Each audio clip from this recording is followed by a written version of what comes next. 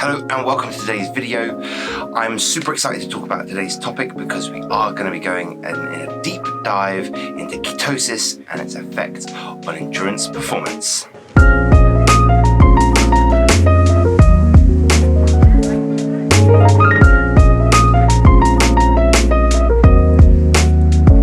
Let's go into the facts. Ketosis is a way of eating. It is a protocol rather than a specific diet of foods, and it is having food in the ratio of 80% fat roundabout and 15% protein and 5% carbohydrate.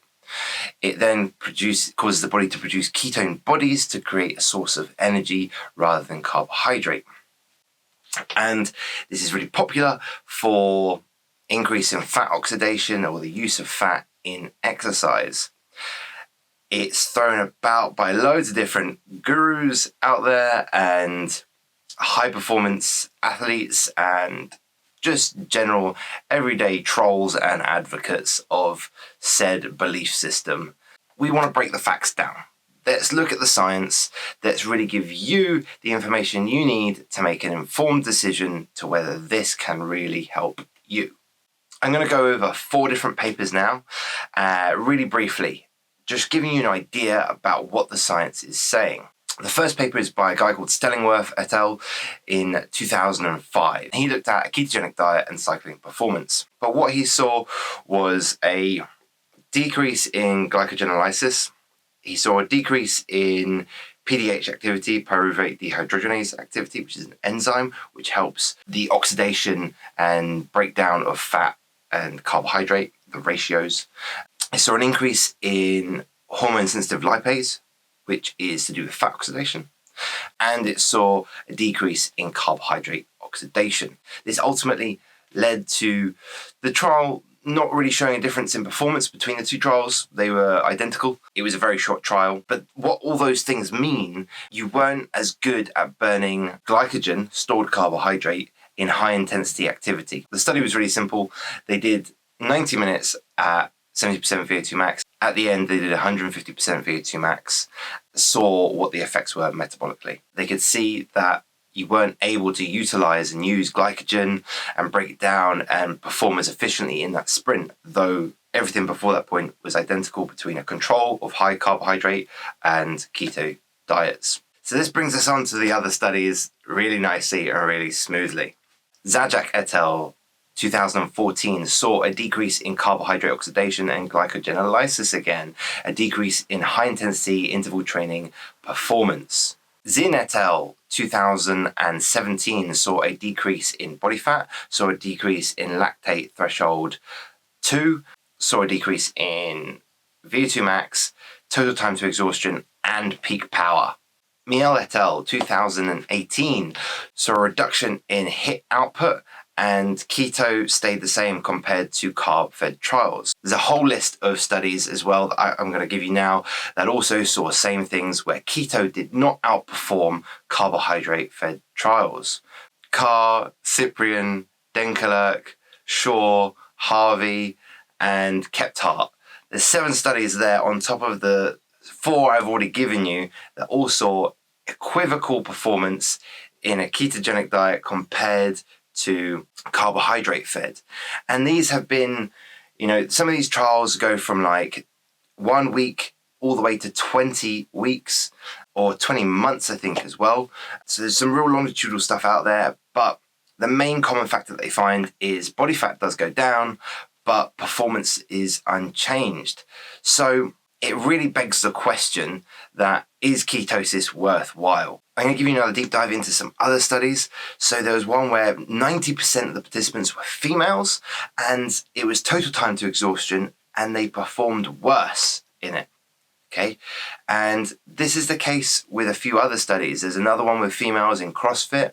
There's another one with males just riding at 70% VO2 max, where they performed worse in the keto trial. This is all kind of coming together to show you that ketosis is either working equivocally, the same as carbohydrate fed, or it's performing a little bit worse, especially if they're either doing total time to exhaustion or they're doing trials with high intensity interval efforts or peak power, anything like this, it seems a reduction is found in those.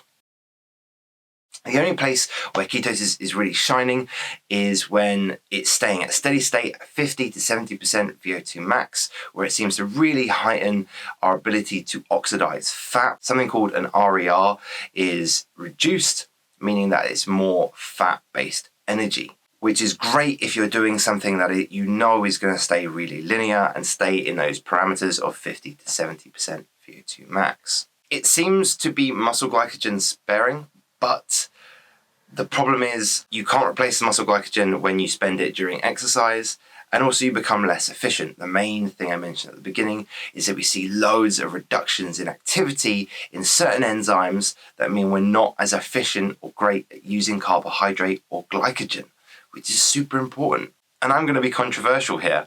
There's actually some studies and some coming evidence to show that maybe there's some detriment to being on a ketogenic diet. Bringing all that information together, so we're talking about reduction in performance in high intensity exercise. We're talking about potential long-term risk factors, though not fully proven. It doesn't perform as well as a carbohydrate-fed diet, or it performs the same. I think the biggest factor with ketogenic diets, and they're thrown around so much to help with body fat loss or to help your performance, which isn't true. I can show you all the studies that I've just listed. The other thing is it's just not practical. If you're going out with your friends for a meal, for a curry, for a pizza, whatever, what are you going to do? You're going to sit there with your cauliflower-based pizza you brought along in your Tupperware or something? No, you're not. You're not going to be able to have alcohol because it'll affect ketosis. You can't have any carbohydrate. You're going to sit there with your butter and you're just going to look lonely in the corner. It's not practical. And when all the evidence suggests that the data is equivocal, it seems utterly pointless. Now, I'm going to an extreme there, but the science says that it is not really worthwhile. Where do I think it does shine? I think it does shine in ultra-endurance exercise or competitions like ultra-endurance marathons or ultra-endurance cycling, where you know you're not going to be working at high intensities. And also where you have to carry all your provisions on you and not really going to be able to get more provisions. Great examples of this would be ultra-endurance marathons through mountain ranges where you have to carry everything on you. Once again, you need to be fit enough so you're not going to be going really high out your heart rate zone and then affecting glycogen stores and needing those, because you're going to start to really struggle. Do I use ketosis with my athletes? No, I do not, because it is not worthwhile. Let's come back to all these points. One, it's not practical. Two, it has not been proven to outperform a carbohydrate-fed diet. It does seem to affect body composition favorably, but it still doesn't improve high-intensity exercise performance. It seems to reduce all enzyme activity in relation to carbohydrate and your ability to use those. It especially doesn't seem to be favorable for females, with more studies, including females, showing a detriment to performance. Ultimately, I think you should just be able to have your carbohydrates, enjoy riding your bike or running, and focus more on performance than worrying about eating a super restrictive diet that is going to cause you more practical problems than enjoyment. If you really enjoyed today's video, drop a comment down below. Share the video, especially with your keto friends when they're riding or running next to you, eating their butter or nuts, and you can laugh at them saying, haha, you fool. I look forward to you tuning into more videos. Thanks.